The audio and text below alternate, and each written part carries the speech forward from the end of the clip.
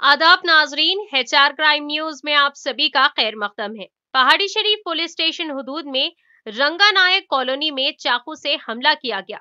तफसीलात के मुताबिक सैनी नामी शख्स ने अपने बहनोई महेश पर जानलेवा हमला किया। इसकी इत्तला पहाड़ी शरीफ पुलिस को मिलते ही मौके वारदात पर पहुंचकर जख्मी शख्स को उस्मानिया अस्पताल मुंतकिल किया गया।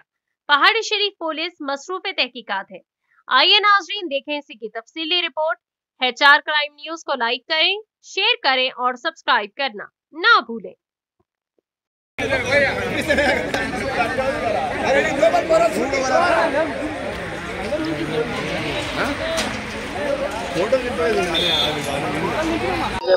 నా పేరు రమేష్ అన్న.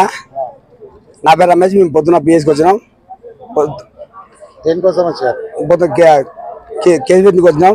కేసు పెట్టి వాళ్ళు పెట్టిరు. మేము మాట్లాడినాం. మేము పోయినాము. ఎవరు పెట్టినారు? ఆ పిల్లలు పెట్టిరు. దేనికోసం? అదే పిల్లమూడు పంచాయతీ గురించి వాళ్ళు పెట్టిరు. మేము మాట్లాడినాము, పోయినాము. 3:30కు మళ్ళా పవన్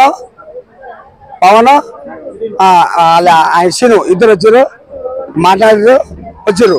మళ్ళీ మేము గణేష్ కాడ పూజ చేస్తున్నాము. మాకు 8-10 నిమిషాలకు మాకు కాల్ వచ్చింది. ఇట్లా సంగతి పొడిచిరని కాల్ వచ్చింది. ఎవరికి పొడిచినారు? మహేష్కు. మహేష్ మా తమ్మిని. మహేష్ ఎక్కడ ఉంటాడు? ఇక్కడనే ఉంటాడు. మీ తమ్ముడా? మా చిన్నమ్మకు 30 ఉంటాయి. 30 సంవత్సరాలు. సీను అంటే పవన్ చెప్తే సీను ఓడిచిండు. పవన్ చెప్తే సీను ఓడిచిండు. మంచిగా తీసుకో. సీను అలా బాగుమరిది. పవన్ కంసీర్ కార్పొరేటర్ టిఆర్ఎస్. పవన్ చెప్తే సీను ఓడిచిండు. మేము పోయినాం ఇంటికాడికి. సార్ గత కొన్ని రోజులు భార్య భర్తల మధ్యలో కలహాలు నడుస్తున్నాయి. గత కొన్ని రోజుల నుంచి ఇంట్లో సంసారం అన్నప్పుడు ప్రతి ఒక్కరికి సంసారం ఉంటది. కొన్ని రోజుల నుంచి ఇంట్లో వాళ్ళదేదో వాళ్ళది నడుస్తుంది. నడిచినంత మాత్రాన వాళ్ళ భార్య భర్తల మధ్యన ఇప్పుడు పొడిచిన అబ్బాయి సీను అనేటోడు సొంతం నాకు బొమ్మడిది అవుతాడు. మహేష్ సొంతం నా బొమ్మడిది. నా బొమ్మడి దాని మీద పెట్టుకోను బయట వాళ్ళని అబద్ధం కాదు, ఏదైనా వాస్తవం ఉండాలి. కాకపోతే ఏంటంటే గాయపడిన ఆయన మా బొమ్మడిది. గాయపడిన ఆయన మా బొమ్మడిది. గత కొన్ని రోజుల నుంచి వాళ్ళ ఇంట్లో సంసారం పరంగా కొన్ని సమస్యలు అవుతున్నాయి. వీళ్ళు అమ్మ నాన్న అన్న తమ్ముడు వీళ్ళు ఉంటారు కదా, చిన్నదానికి పెద్ద చేసి వాళ్ళిద్దరి మధ్యలో చిచ్చులు పెట్టి వీడు కాకపోతే ఇంకోడు అనే లెక్కలో వాళ్ళని విడదీస్తున్నారు. కాకపోతే అప్పటికే కొన్ని రోజులు అవుతుంది వీళ్ళిద్దరిని విడదీసి, భార్య భర్తల్ని విడదీసి కొన్ని రోజులు అవుతుంది. ఈ సీను అనేటాయన సీను వాళ్ళ అమ్మ నాన్న వీళ్ళని వీళ్ళకు మాటలు నేర్పించి, ఇంకొకటి పవన్ అనే ఉన్నాడు కదా కౌన్సిలర్, ఆయన తరపు నుంచి వీళ్ళకు కొంచెం సహకారం ఉంది. అందువలన వీళ్ళు రెచ్చిపోయి సీను అనేటాయన మా బొమ్మడిది వాళ్ళని వాళ్ళ భార్య వాళ్ళని విడదీసిరు. వీడేం చేసిండు, ఒక మొగోడు ఆడదాని లేని మొగోడు, ఒక భర్త ఆడది లేని ఒక భర్త ఏం చేస్తాడు, ఒక బానిసత్వానికి గురవుతాడు. వాడు ఒకటి నిజమని నమ్మిండు. ఆమె వేరే ఏదో ట్రాప్ చేస్తుంది, వేరే ఏదో చేస్తుంది అని చెప్పి వాడు నమ్మిండు. అదే నిజమైంది.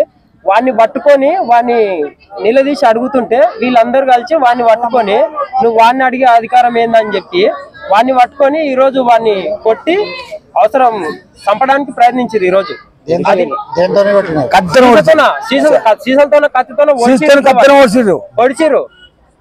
పొడిచి వాడిని ఇంత దారుణానికి గురి తీసిరు వాళ్ళు. ఇప్పుడు అదేందని చెప్పి అడగనికి పోతే ఆడ ఎవరు లేరు.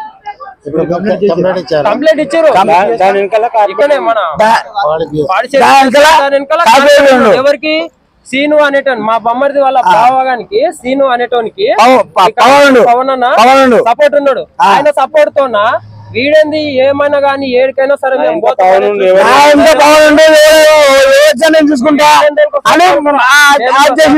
ఇంతకు ముందు ఎన్నో సార్లు సీను ఇది కాదు లెక్క, భార్య భర్తలు అయినప్పుడు ఎన్నో సార్లు కొట్లాడతారు, తిట్టుకుంటారు, ఒకటవుతారు.